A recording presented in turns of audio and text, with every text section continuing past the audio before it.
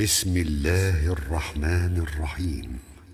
ولا تحسبن الله غافلا عما يعمل الظالمون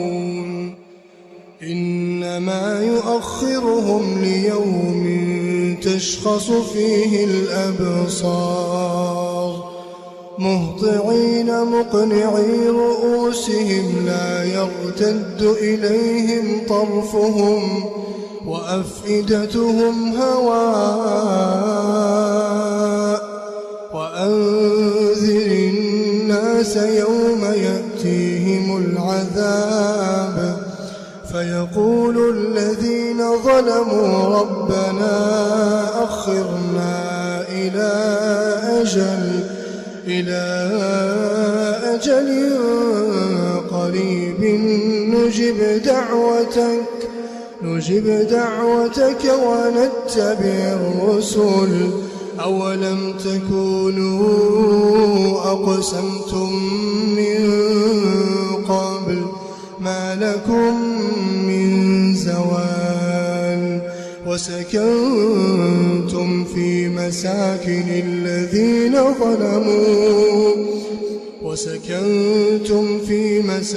الذين ظلموا أنفسهم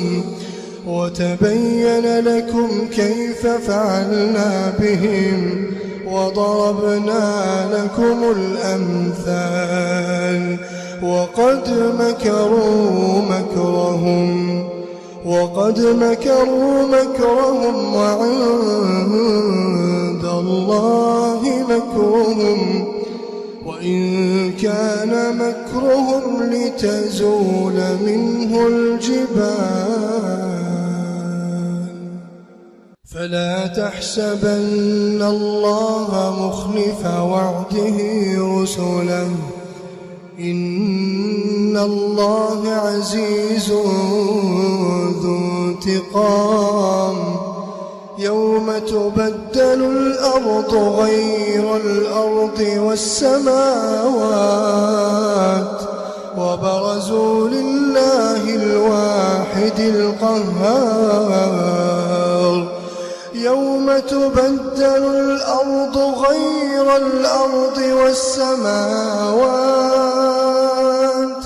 وبرزوا لله الواحد القهار وترى المجرمين يومئذ مقرنين في الأصفاد سرابيلهم من قطران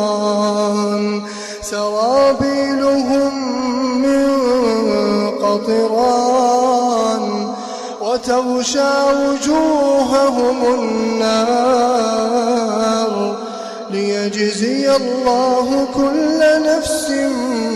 ما كسبت إن الله سريع الحساب هذا بلاغ للناس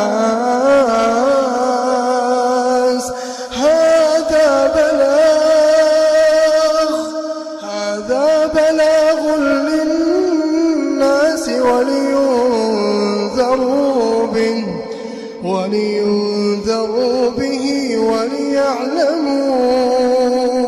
وليعلموا أنما هو إله واحد وليذكر أولو الألباب.